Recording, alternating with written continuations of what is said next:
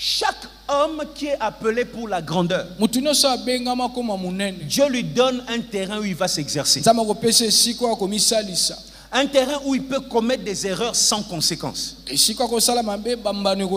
Dans la cour des grands, les erreurs ne pardonnent pas.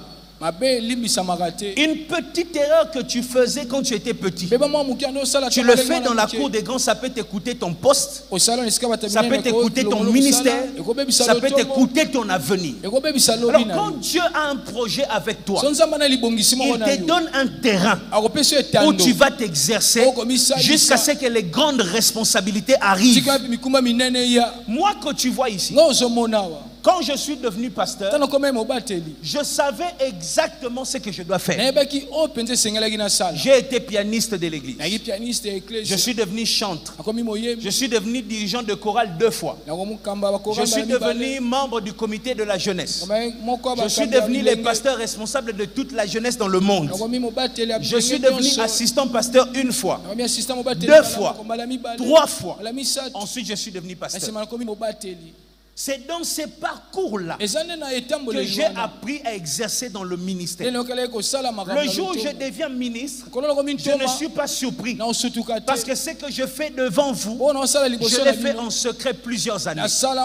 Et l'un des terrains que Dieu donne à l'homme pour travailler son leadership, là, la famille. La famille. La famille est l'un des terrains que Dieu te donne pour perfectionner ton leadership, pour travailler ton leadership. Parfois Dieu te donnera une femme insupportable, quand tu la regardes, tu dis ça c'est Satan. Tu vois, ça c'est vraiment Satan. Il y a des relations provoquées par Satan, mais aussi des relations où ça fait mal, mais c'est Dieu qui est derrière ça, pour travailler sur toi. Moïse était un homme très violent. Quand il a commencé son ministère, si tu le provoques, il te tue. Tu m'embêtes et je te tue. À la fin de son ministère, on parle de lui comme l'homme le plus doux. C'est sur quel terrain que Dieu a travaillé sa douceur? Dieu lui avait donné un peuple têtu. Il n'écoute pas. Il n'écoute pas. Et lui dit, je ne dois pas échouer. Je dois emmener ce peuple. Et Dieu est en train de travailler son cœur. Dieu est en train de le perfectionner. Quand Dieu t'aime, il te donne un terrain pour que tu t'exerces et que tu t'améliores. Et la plupart parmi vous, Dieu vous a donné vos frères, vos soeurs. Dieu t'a donné la famille. Dieu te donnera une soeur. Impossible que tu t'entendes avec elle. Mais Dieu la maintient dans ta vie.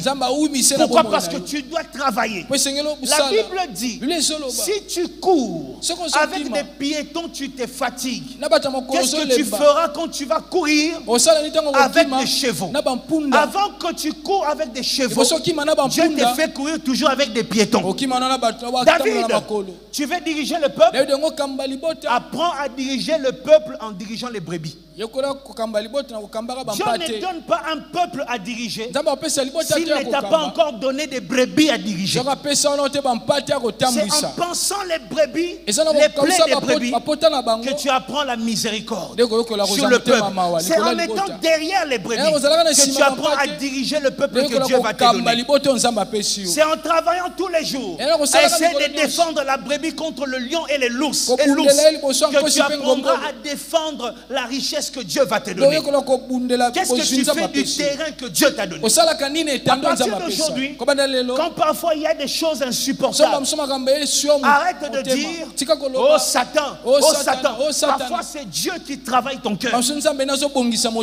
Parfois c'est Dieu qui travaille ton âme. Parfois c'est Dieu qui veut que tu élèves ton esprit dans la prière. Et parfois même au travers des erreurs des parents, Dieu veut que tu vois ça pour que tu t'élèves dans ta spiritualité.